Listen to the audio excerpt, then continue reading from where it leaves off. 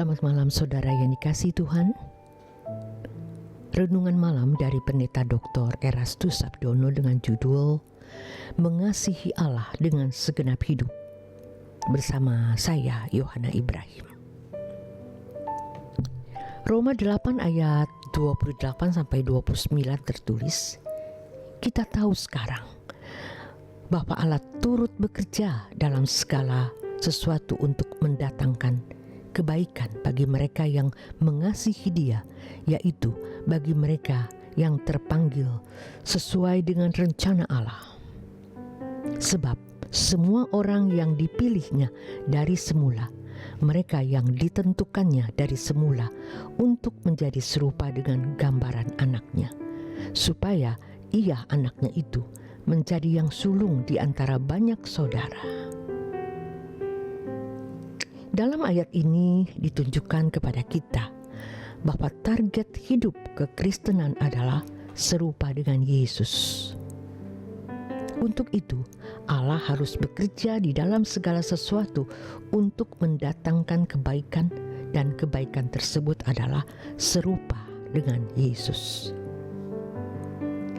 Mengapa Allah harus menggunakan segala kejadian atau peristiwa dalam kehidupan ini guna perubahan kita agar menjadi serupa dengan Yesus? Sebab Allah tidak berintervensi di dalam jiwa manusia dapat mengubahnya agar serupa dengan Yesus. Allah menggunakan sarana kejadian-kejadian dalam kehidupan untuk mengubah orang percaya. Ini berarti perubahan yang dialami orang percaya bukan paksaan dari pihak Allah, tetapi juga melibatkan respon manusia. Allah mengizinkan peristiwa-peristiwa terjadi dalam hidup kita. Di dalamnya terdapat pelajaran-pelajaran rohani yang berdaya guna memproses orang percaya agar dapat mengalami perubahan kodrat dari kodrat dosa ke kodrat ilahi.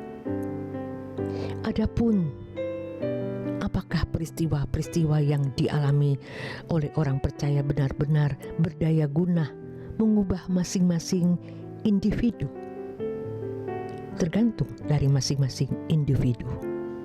Dalam hal ini, masing-masing individu memiliki kebebasan apakah menangkap dan menerima berkat rohani melalui peristiwa-peristiwa hidup tersebut atau tidak sama sekali.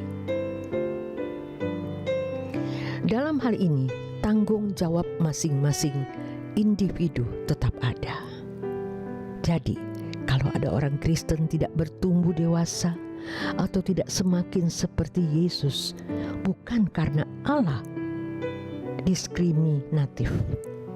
Seberapa banyak seseorang dapat menangkap dan menerima berkat rohani dari peristiwa-peristiwa hidup yang dialami ditentukan oleh kualitas masing-masing individu. Kualitas tersebut diukur dari seberapa dalam dan seberapa luas seseorang memiliki pemahaman yang benar mengenai kebenaran Alkitab dan kesediaan meninggalkan percintaan dunia serta kehidupan yang bersih. Tanpa kualitas hidup yang baik, seseorang berkeadaan buta terhadap berkat rohani yang Allah berikan melalui berbagai peristiwa-peristiwa hidup yang dialami, sehingga berkat rohani yang diberikan tidak berdaya guna mengubah hidup. Saudara, dalam hal ini masing-masing orang bertanggung jawab atas pertumbuhan rohani atau keselamatan kekalnya. Hal di atas ini meneguhkan apa yang dikemukakan di dalam Yohanes 16 ayat 11. Jadi, jikalau kamu tidak setia dalam hal mamon yang tidak jujur, siapakah yang akan mempercayakan kepadamu harta yang sesungguhnya? Ayat ini menunjukkan bahwa kalau seseorang masih terikat dengan mamon, maka tidak akan mengerti kebenaran yang sama dengan tidak menangkap suara Tuhan. Melalui peristiwa-peristiwa yang terjadi di dalam Matius 5 ayat 8 tertulis Berbahagialah orang yang suci hatinya, karena mereka akan melihat Allah. Ayat ini menunjukkan kesucian hati membuat seseorang dapat melihat dengan hati dan pikiran, atau menangkap suara Tuhan melalui peristiwa-peristiwa. Di dalam Roma 8 ayat 28-29 tertulis, mendatangkan kebaikan bagi mereka yang mengasihi Dia, yaitu bagi mereka yang terpanggil sesuai dengan rencana Allah. Kalimat dalam ayat ini sangat jelas menunjukkan bahwa Allah memberikan kebebasan kepada manusia untuk menerima atau menolak anugerahnya. Apakah seseorang bersedia mengasihi Allah atau tidak? Kalau dikatakan Allah bekerja dalam segala hal, dalam segala sesuatu untuk mendatangkan kebaikan, ini hanya ditujukan untuk mereka yang mengasihi Dia. Hal mengasihi Allah menunjuk sesuatu yang sangat pribadi, yaitu menyangkut perasaan. Tentu saja, hal ini ada di wilayah diri manusia.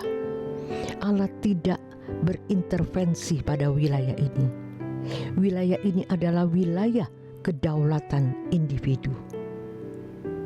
Kalau orang yang tidak mengasihi Allah tidak mengalami penggarapan dari Allah, berarti setiap individu menentukan apakah hidup di dalam berkat atau tidak. Berhubung target yang dicapai adalah sesuatu yang nilainya sangat tinggi, yaitu serupa dengan Yesus, maka dibutuhkan pertaruhan yang mahal. Pertaruhan itu adalah mengasihi Allah, tentu dengan standar mengasihi sesuai dengan kehendak Allah. Mengasihi Allah yang benar adalah mengasihi dengan segenap hati, segenap jiwa, dan segenap akal budi. Ini berarti Allah layak menerima persembahan segenap hidup tanpa batas. Hal ini sinkron dengan Matius 6 ayat 24 bahwa orang percaya tidak boleh mengabdi kepada dua tuan. Maksud ayat ini adalah orang percaya harus mengasihi Allah dengan segenap hidup atau tidak usah sama sekali. Hanya orang yang berani kehilangan nyawa yang sama dengan kehilangan segala kesenangan, karena hanya mengasihi Allah yang dapat menerima penggarapan Allah untuk menjadi serupa dengan Yesus yang sama dengan menerima keselamatan. Mengasihi Allah yang benar adalah mengasihi dengan segenap hati, segenap jiwa, dan segenap akal budi. Ini berarti Allah layak menerima persembahan segenap hidup tanpa batas. Nikmati istirahat malam Anda bersama keluarga. Selamat malam, Tuhan Yesus memberkati.